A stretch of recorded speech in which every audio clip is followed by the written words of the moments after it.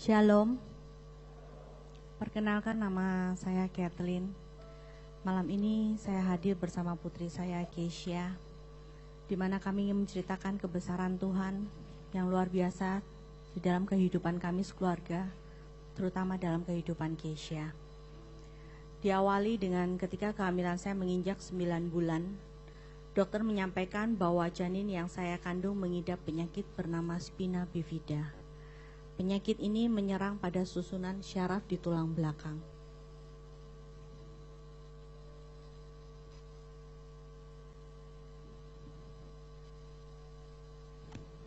Apabila janin ini tetap dilahirkan, maka bukan saja dia akan lahir dalam kondisi cacat, namun dia pun tidak akan mungkin berumur panjang. Mengingat kehamilan saya sudah menginjak 9 bulan, dokter tidak menganjurkan kepada saya untuk dilakukannya aborsi. Akan tetapi dokter menganjurkan pada saya untuk menyuntik mati janin saya. Pada saat itu saya menangis, saya berdoa, dan puji Tuhan saya punya suami yang luar biasa, di mana dia memberikan saya kekuatan, dan akhirnya kami memutuskan untuk tetap mempertahankan janin itu lahir ke dunia ini. Keisha lahir pada tanggal 3 September 2001 dengan bobot berat yang hanya 2 kg. Boleh dibantu next LCD-nya. Nomor 2, Pak.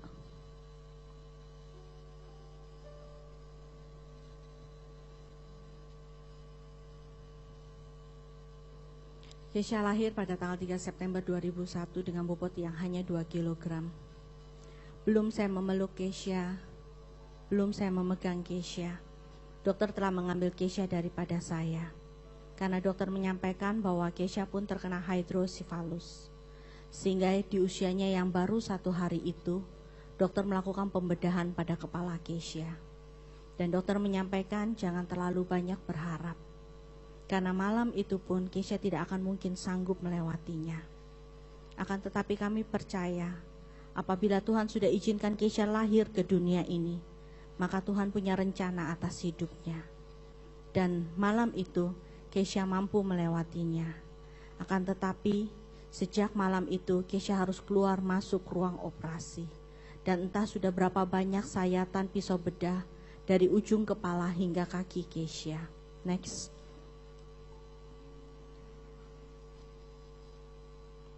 Ketika Keisha berusia 8 tahun, entah mengapa tulang belakang Keisha menjadi amat sangat rapuh. Dokter menyampaikan bahwa 1 kali hentakan, tulang belakang Keisha ini akan patah. Dan sudah pasti dia akan meninggal. Namun bukan karena patahnya tulang belakang itu, akan tetapi nyeri yang tidak tertahankan yang akan membuat dia meninggal. Next. Di saat yang bersamaan, suatu hal yang tidak pernah kami bayangkan sebelumnya, yaitu usaha Papa Keisha mengalami kebangkrutan. Jangankan untuk membawa Keisha menjalani operasi, untuk kami dapat bertahan hidup saja, itu sudah suatu hal yang mujizat sekali bagi kami. Seorang papa yang selama ini berjuang bagi putrinya tahun demi tahun untuk bagi Keisha untuk menjalani operasi. Namun pada saat itu dia tidak memiliki apapun yang dapat dia berikan untuk menolong putrinya. Dia menangis, dia tersungkur, dia berlutut di depan Keisha. Dia peluk Keisha dan dia katakan, Keisha, maafin Papa. Papa sudah gak sanggup lagi untuk bawa kamu menjalani operasi. Keisha bukan tidak tahu apabila dia tidak dioperasi, apa yang akan dia hadapi. Namun justru dengan imannya, dia peluk papanya kembali. Dan dia katakan, Papa jangan khawatir. Tuhan sudah siapkan semuanya buat Keisha. Kami tidak pernah tahu itu semua dari mana. Dan kami tidak pernah mengenal siapapun itu. Namun Tuhan kirimkan melalui malaikat-malaikatnya untuk menolong Keisha menjalani operasi di Singapura. Karena teknologi kedokteran di Indonesia belum sanggup untuk menolong Keisha. Ketika kami tiba di Singapura, Jadwal operasi Kesha semua dibatalkan. Kami sempat bertanya-tanya, ada apa? Perjalanan kami menuju ke Singapura bukanlah hal yang mudah. Dan kemudian dokter memanggil kami dan mereka menyampaikan, tahukah kalian apa yang akan putri kalian hadapi? Kami akan mengoperasi Kesha selama lebih dari 20 jam. Next. Di mana kami akan membuka seluruh bagian tubuh Kesha. Kami akan memotong tonjolan di tubuhnya. Di mana perlu kalian ketahui, cairan otak akan keluar dengan amat sangat deras. Sehingga untuk mencegah hal itu, kami akan membuat Kesha dalam kondisi koma tanpa kami sendiri tahu kapan Kesha akan bangun kembali. Next. Dan setelah memotong tonjolan itu, kami akan mengikatkan pen yang ditanam dari ujung leher hingga tulang ekor Kesha. Dan harus kalian tahu bahwa belum pernah ada yang berhasil hidup menjalani operasi ini. Ketika mendengar hal itu, kami menangis. Kami tidak tahu jalan mana yang harus kami pilih. Apakah kami harus membiarkan Kesha meninggal di meja operasi? Ataukah dia harus mengalami rasa sakit yang begitu amat sangat? Namun, janji Tuhan gak pernah salah. Dia katakan bahwa pencobaan yang kita alami tidak akan pernah melebihi kekuatan kita. Dan Tuhan pun juga tidak pernah membiarkan kami sebagai orang tua Kesha untuk memilih jalan mana yang terbaik bagi Kesha. Karena tidak berselang lama kemudian, dokter memanggil kami kembali. Dan dokter menyampaikan bahwa sudah ada lebih dari 40 orang dokter dari seluruh dunia datang untuk menolong Kesha. Next. Kesha menjalani operasi selama lebih dari 20 jam. Next. Akan tetapi karena begitu lamanya operasi, membuat Kesha harus berada di ruang ICU selama beberapa lama. Meskipun amat sangat lemah, namun Kesha tetap berusaha untuk tegar. Next. Akan tetapi karena besarnya luka pada sekujur tubuh Kesha, seluruh jahitan ini mengalami infeksi, di mana seluruh jahitan ini pecah. Next.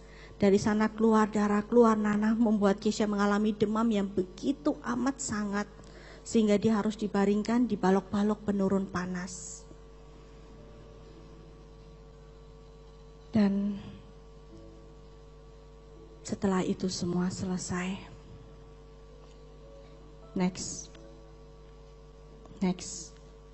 Ini adalah pen yang tertanam di tubuh Kesha hingga saat ini. Dan setelah apa yang harus Kesha lalui, dokter menyampaikan kepada kami, selamat. Kesha adalah satu-satunya yang berhasil hidup di dunia ini.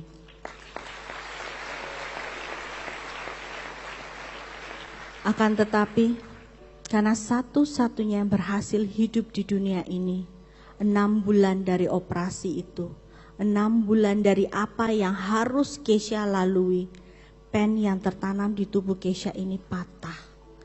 Dan patahannya menembus daging Kesha, mengoyakkan pakaiannya. Next. Dikala Kesha duduk, pen itu akan kembali menembus dagingnya, membuat sebuah lubang-lubang di tubuhnya. Karena kondisi finansial kami tidak mungkin mencarter sebuah pesawat SOS untuk menerbangkan Kesha yang sedang dalam kondisi pendarahan amat sangat hebat. Namun dengan apa yang kami miliki, kami akhirnya berusaha terbangkan Kesha dengan menggunakan pesawat biasa, tanpa kami sendiri tidak berani menyampaikan kepada pihak penerbangan akan kondisi Kesha yang sebenarnya. Karena tidak akan mungkin ada satupun penerbangan yang akan mau mengangkat Kesha dalam kondisi yang seperti itu. Jujur, perasaan saya hancur ketika saya harus gendong dia. Saya dudukkan dia di kursi pesawat itu dengan pen yang kembali menembus dagingnya. Dikala rasa sakit itu datang, Kesha tidak menangis. Dia tidak menjerit. Dia hanya menggenggam tangan saya begitu amat sangat kuat. Saya tahu dia sedang kesakitan. Namun saya juga tidak tahu harus berbuat apa.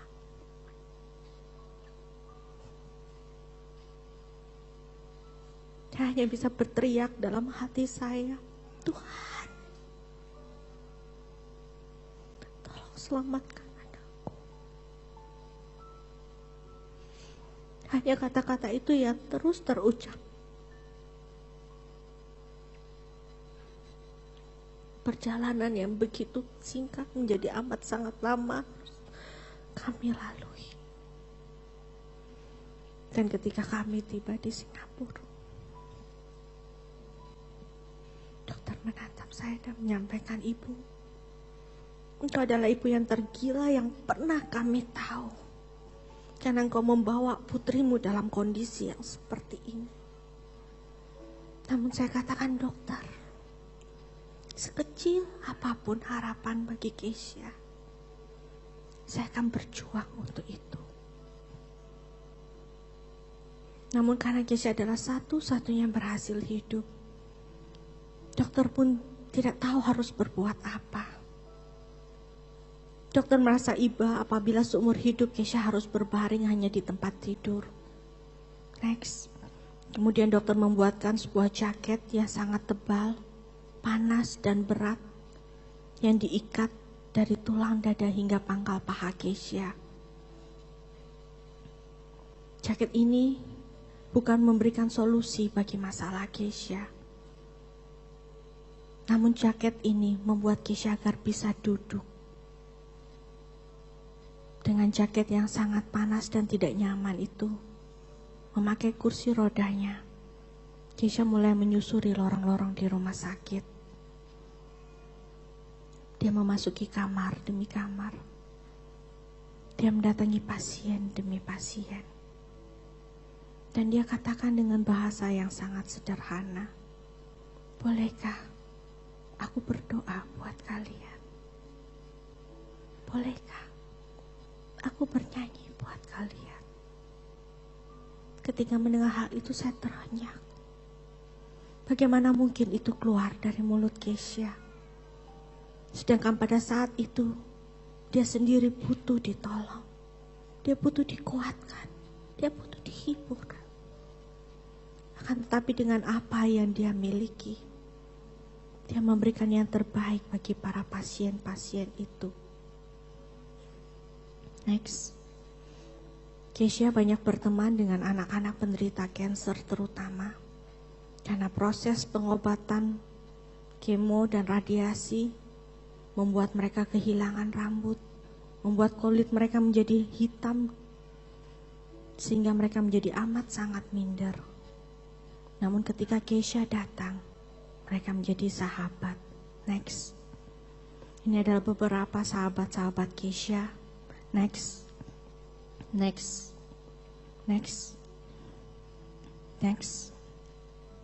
Awal 2012, setelah menjalani MRI kembali, dokter memanggil kami.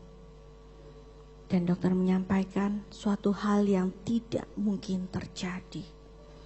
Tapi Tuhan jadikan itu mungkin dalam hidup Kesha. Yaitu Tuhan tumbuhkan kembali tulang-tulang muda di tulang belakang Kesha.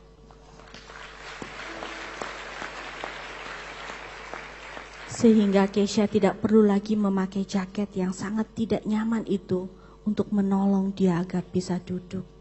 Dan seperti malam ini yang Bapak Ibu Saudara saksikan, Kesha sudah tidak lagi memakai jaket itu. Akan tetapi pertengahan 2012, Keisha mengalami diare yang begitu sangat hebat, yang mengantar dia harus kembali masuk ke ruang operasi next, di mana kemudian dokter membypass usus dan kantung kencing Keisha.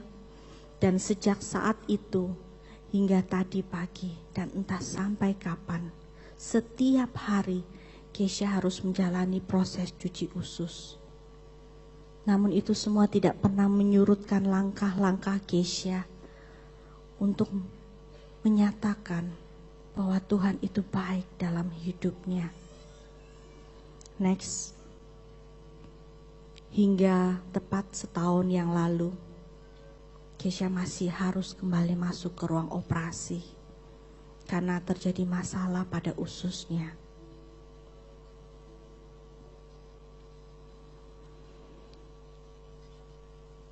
Kami tidak pernah tahu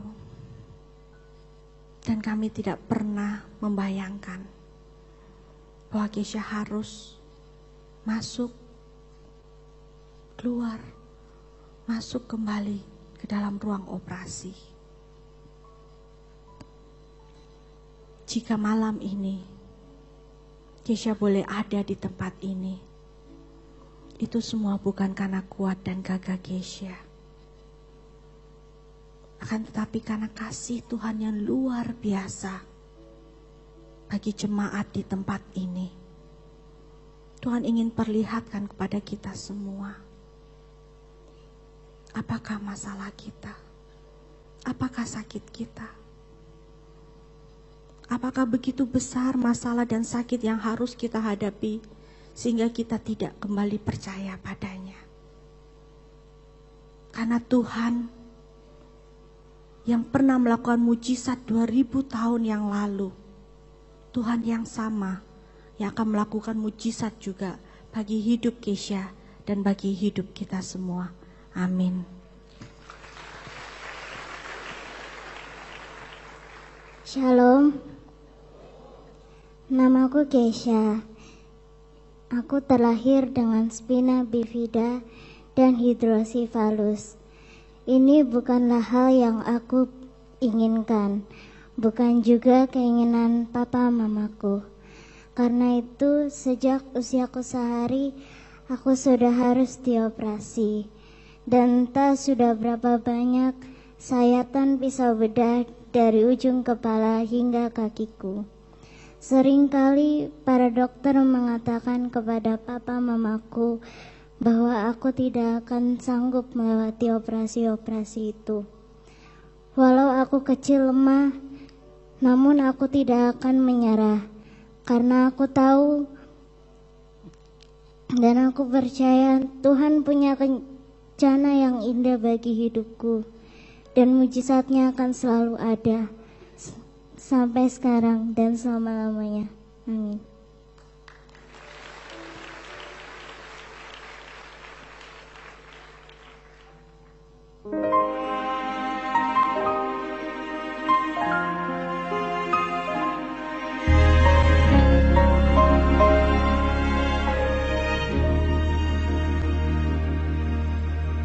Bapa, Engkau baik, sungguh baik bagi hidupku. Bapa, Engkau manis, sungguh manis perbuatanmu.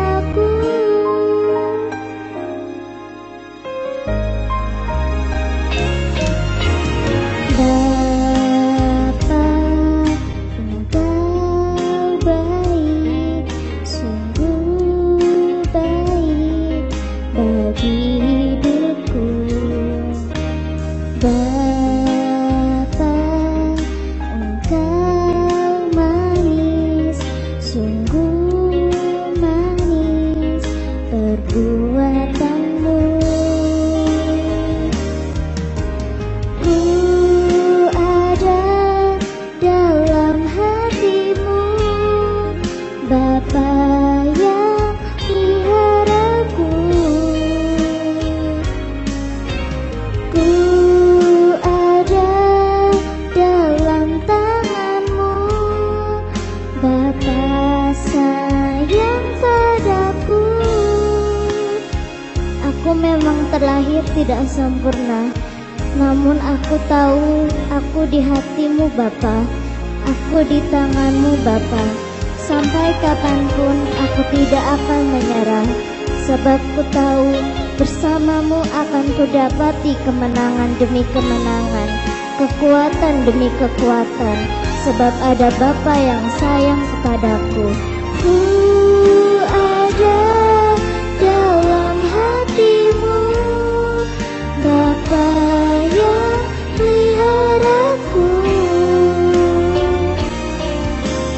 Ku ada dalam tanganmu, Bapa sayang padaku. Bapa sayang padaku.